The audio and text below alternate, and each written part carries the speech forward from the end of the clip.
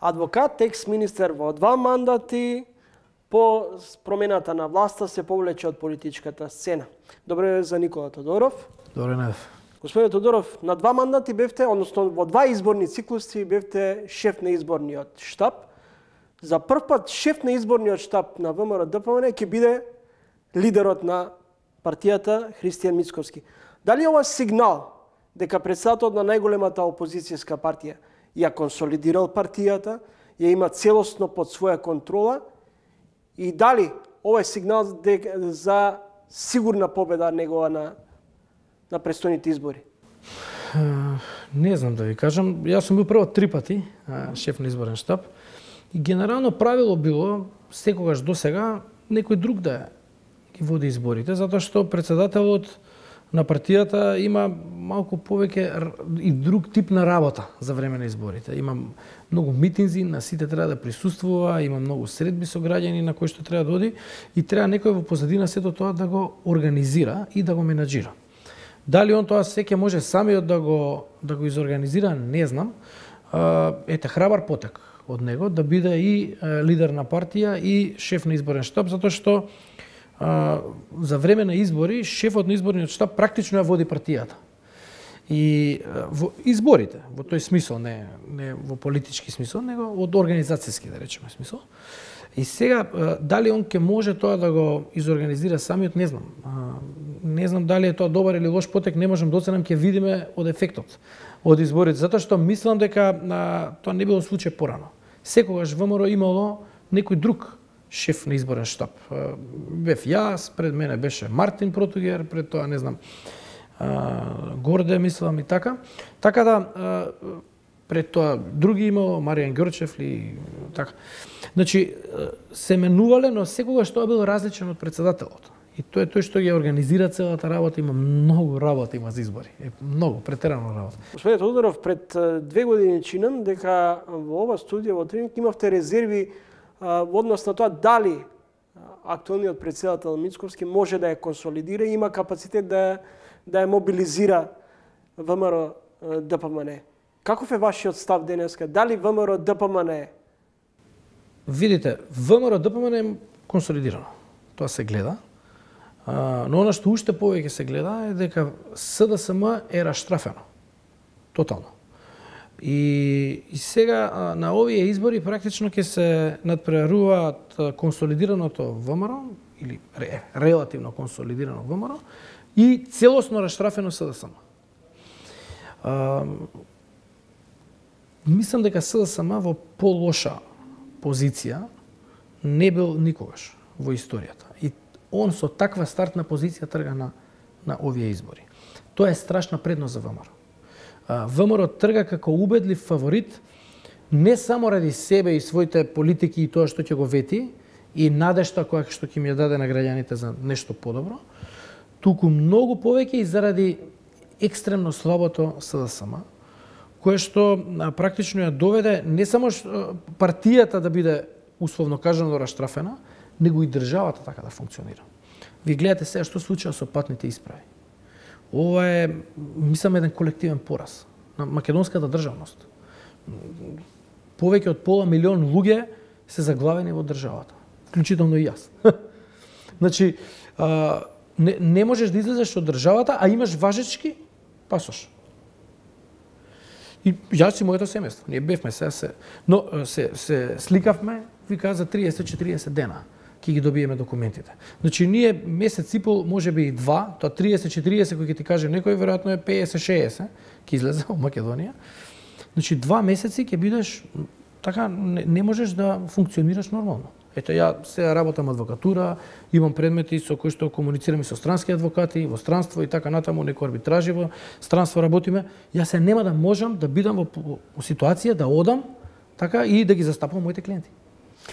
Господине Тодоров, до промената на гарнитурата во ВМРО-ДПМН постојано надвиснуваше дилемата дали Мицковски ќе се ослободи од сенката на Никола Груевски. Сега се наметнува прашањето, ако ВМРО-ДПМН дојде на власт, дали на повидок ќе биде амнестија за екс-премиерот и лидер на најголемата сега опозицијска, потоа можеби ќе биде владеачка гарнитура? Не знам да ви кажам, немам такви информации.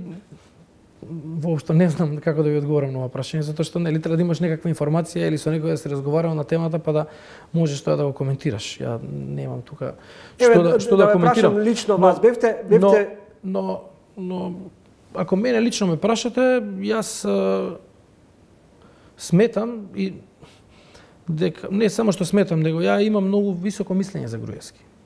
Сметам дека тој беше еден од најдобри премиери во државата. Мислам дека е неправедно седото тоа што му се случи, но без разлика на се, тоа е, нели, на прашањето ваше конкретно не можам да дадам одговор. Дали тоа велите дека се уште имате високо мислење за екс-премиерот и лидер на ВМРО ДПМН, не чувствувате помалку резигнираност што па и незадоволство што Груевски го остави дел од тогашното раководство на ЦДЛ, ги предаде на некој начин, пребега во Будимпешта, дел од вашите сопартици завршија зад решетки.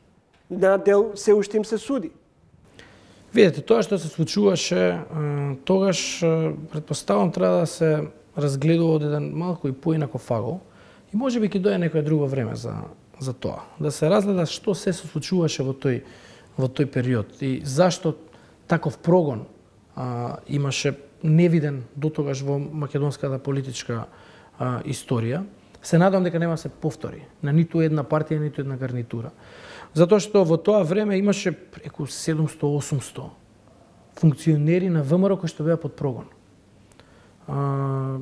Тоа по мене беше една, би рекол, до тогаш невидена ситуација на политичката сцена во Македонија. Некоја другата страна ќе рече, ама и тоа што го правеле било невидено. Не се согласувам. Со тоа веднаш ќе ви кажам и затоа велам, мислам дека треба некоја дистанца да се направи за да се анализира целиот тој период што се случи. А ова прашање конкретно што ми го поставивте, може да го поставите, поставам на некој, можеби од ВМРО, можеби на него, на Никола, за да како он се чувствува дали гледа така на работите или можеби имало нешто друго, можеби има човекот одговор. Но ова, јас не би можел да дадам одговор во негово име. Верувате на тврдењето на председателот на ВМРО ДПМН Мицковски кој категорично вели дека се додека тој председател на ВМРО ДПМН и доколку дојде на власт, нема да ги спроведе уставните промени и нема да прифати ваков договор со Софија под бугарски диктат. Јас сум пишал на оваа тема, не сум сигурен дали станува збор за бугарски диктат, кога имате вие документ позади кој што застана цела Европска Унија. Некој може да каже тоа е европски диктат повеќе, но ние сакаме да влеземе во тој клуб. Ние молиме да влеземе во тој клуб, а тој клуб поставува некакви услови. И сите земји членки застанале позади некакви услови. Дали тие се променливи услови или непроменливи, дали може да се преговараат да се променат тие услови е друго прашање. Некој веројатно мисли може, некој мисли не може. Но во секој случај она што сум сигурен е дека прашањето за уставните измени ќе стане прашање веднаш по изборите. Затоа што и Европска Унија еволуира, ја не знам каков ќе биде резултатот после следните европски избори. Каква ќе биде сликата во Европскиот парламент, кои партии ќе однесат победа, кои ќе пораснат, дали ќе дојдат некои подесни партии кои што се по рестриктивни во нивните намери за проширување, дали проширувањето ќе остане високо на агендата или тој замор од проширување ќе преовлада и така натаму. Така да се плашам и сум пишал за тоа да не го пропуштиме последниот воз. Имам некакво чувство дека како да имаме последна шанса да се приклучиме кон европското семејство, условно кажано. Сега точно е некој ќе каже ние многу дадовме, премногу отстапки направивме и така натаму. Така е затоа што за нас се избориме. Ако ги погледнеме и други држави кои што пристапувале кон него и тие правеле некакви отстапки. Во основа многу често тоа се проблеми помеѓу соседите и некој што е внатре сака преку тоа членство кое што го има во тој условно кажано клуб, кога другиот сака да влезе да си ги оствари своите интереси, односно да го принуди да попушти по некој прашање на кое што не би попуштил во инаква ситуација, во поинаква ситуација. Тоа било случај и со Хрватска, тоа било случај и со Словенија, Италија и така натаму, значи не е ова, ние не сме уникатен случај, иако за нас, нели, тоа сепак станува збор за отстапки кои што ние сме ги направиле и сметаме дека сме направиле и премногу отстапки, затоа што точно е тоа кога беше промената на името, впечатокот на сите беше дека со промената на името ние не само што ќе влеземе во НАТО, него ќе го трасираме и нашиот пат и ќе влеземе во ЕУ. Тоа не се случи, повторно сме блокирани. И тука па, како што се појавува заморот проширување, кај нас се појави некаков заморот попуштање. И сега тој заморот попуштање кулминира.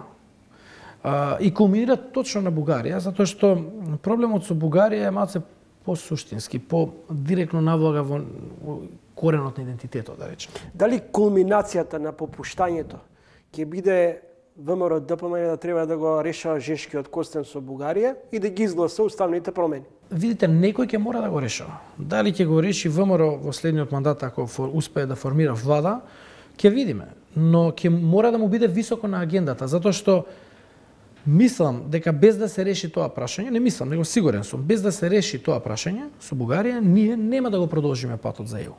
А ако не го продолжиме патот кон ЕУ, ризикуваме и политичка нестабилност внатре, имајќи ги предвид ставовите на, условно кажано, албанските партии, но и ризикуваме, односно, нема да го добиеме тој брз економски развој кој што ќе ни го овозможи пристапувањето кон ЕУ. И сега, тој па е исто така, дури поважен од ова прва можна политичка нестабилност, затоа што гледате што се случува во Македонија и какво иселување се случува. Ја пишував неодамна на темава, ние во Македонија во последната година имаме 100.000 вработени помалку, а истовремено и намалена невработеност. Што се случува е основното прашање. Како е возможно да се намали со 100.000 вработеноста на вкупниот број на луѓе кои што работат и истовремено се намали невработеноста? Предпоставуваме одговорот е во иселувањето, а тоа е страшно. Тоа е екзодус што се случува во овој момент во Македонија. И мислам дека се некој рече Европска унија нема тоа да го реши, од Хрватска се иселуваат, од Бугарија се иселуваат така натаму. Можеби нема да го реши, но мислам дека ќе го намали. Мислам дека сериозно ќе го намали тоа, затоа што подигнувањето на стандардот така ќе ги одврати некои од луѓето што имаат намера да се иселат.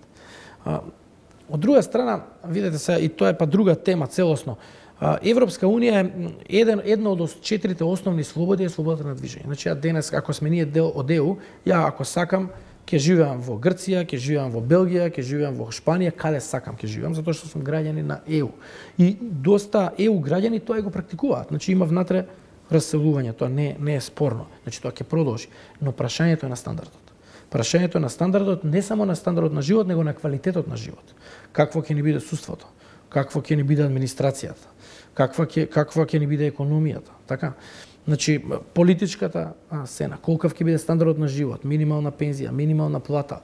Значи, тоа се се фактори, тоа се све елементи на кои што влијае нашето членство во ЕУ. Господин Тодоров, на крајот,